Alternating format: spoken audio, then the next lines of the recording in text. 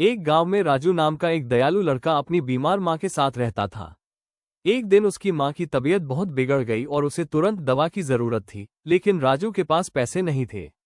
वो मदद के लिए अपने लालची चाचा के पास गया, मगर चाचा ने उसकी एक न सुनी और उसे खाली हाथ लौटा दिया। निराश होकर राजू एक पेड़ के नीचे बैठकर रोने लगा। तभी वन देवी प्रकट हुई और उन्होंने राजू से उसके दुख का कारण पूछा। राजू ने अपनी मां की बीमारी और अपनी मजबूरी के बारे में बताया। वन देवी ने दयालुता दिखाते हुए उसे एक जादुई चप्पल दी और कहा, इसे पहनकर कूदने से तुम्हें एक सोने का सिक्का मिलेगा। लेकिन याद रखना, एक बार में सिर्फ एक ही सिक्का निकालना, क्योंकि हर बार कूदने के साथ तुम छोटे होते जाओगे।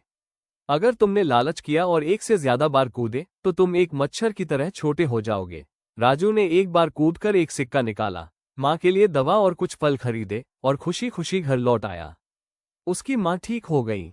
ये देखकर उसके चाचा के मन में लालच आ गया। उन्होंने राजू से एक दिन के लिए वो चप्पल उधार मांगी।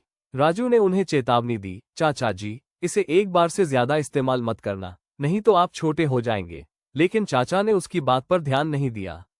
घर आकर उन्होंने ढेर सारे सिक्के पाने के लिए बार बार कूदना शुरू कर दिया। वो इतने लालच में अंधे हो गए थे कि उन्हें पता ही नहीं चला कि वे छोटे होते जा रहे हैं। कुछ देर बाद उन्हें सिक्के बहुत बड़े लगने लगे।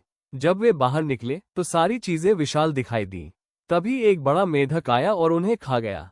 जब राजू उनके घर गया तो उसने बहुत सारे सोने के सिक्के देखे और समझ गया कि चाचा जी ने लालच में आकर वन देवी की बात नहीं मानी।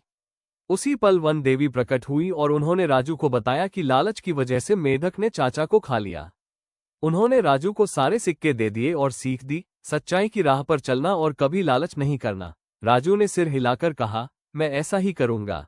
इस कहानी से हमें ये सीख मिलती है कि हमें कभी लालच नहीं करना चाहिए और जो हमारे पास है उसी में संतुष्ट रहना चाहिए।